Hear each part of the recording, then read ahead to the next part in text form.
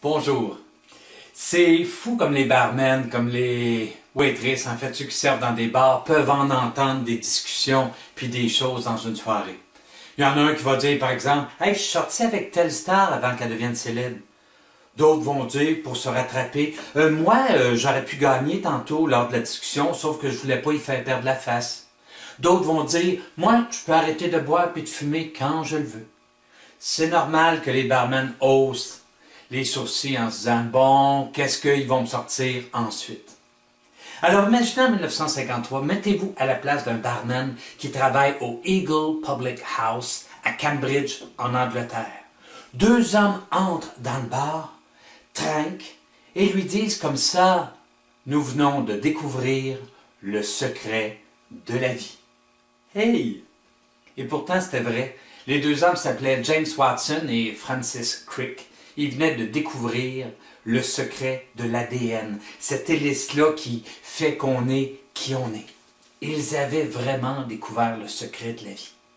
Et naturellement, il y a eu un prix Nobel. Ensuite, on leur a demandé « Comment avez-vous fait? » Il y avait tellement de gens qui bossaient là-dessus. « Comment vous avez-vous fait pour le trouver? » Et ils ont répondu plein de choses. Ils ont dit « On est passionnés. On ne pensait qu'à ça, jour et nuit. On avait envie de connaître, de percer le secret. » Mais ils ont également dit quelque chose qui a attiré l'oreille des gens. Ils ont dit, ce qui nous a aidés, c'est qu'on n'est pas les chercheurs les plus intelligents au monde. Et oui, ils n'étaient pas les plus intelligents au monde. La chercheure qui travaillait là-dessus, la plus intelligente au monde, à l'époque, s'appelait Rosalind Franklin. C'était une Britannique, mais elle travaillait à Paris. Puis comme elle était considérée comme la top, comme elle était considérée comme la plus intelligente de la gang, elle consultait personne. Eux, Watson et Crick, se sont dit, nous, étant donné qu'on n'est plus moyens, on a décidé de travailler ensemble. On a décidé de travailler ensemble, puis à force de pitcher, à force de s'envoyer des questions, des réponses, des commentaires, on l'a trouvé. Mais dans nos entreprises, on n'est pas de même. Souvent, quand on a un problème à solutionner, on va le confier au plus bright de la gang. Le plus bright, on dit, toi, tu es intelligent, travaille là-dessus. Et souvent, cette personne-là va s'embarquer, va s'embarrer dans son bureau et tenter de découvrir par elle-même la solution optimale. On s'imagine que quand on est bright, on n'a pas besoin des autres. Mais les études en psychologie sociale ont démontré que les décisions sont meilleures quand elles sont créées à plusieurs. Pourquoi? Parce que quand on travaille tout seul, on se prive de la vision des autres.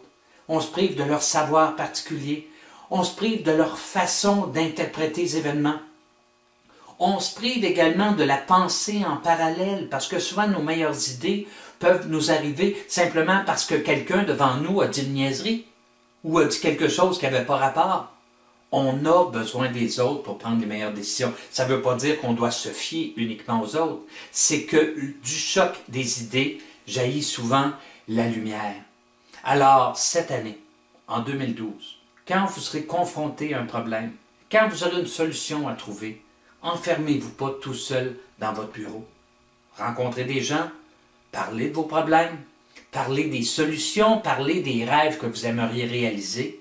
Et à force d'échanger, quelqu'un va arriver et va dire « As-tu essayé ça? » Et là, soudain, la lumière va jaillir et vous allez connaître une année couronnée de succès.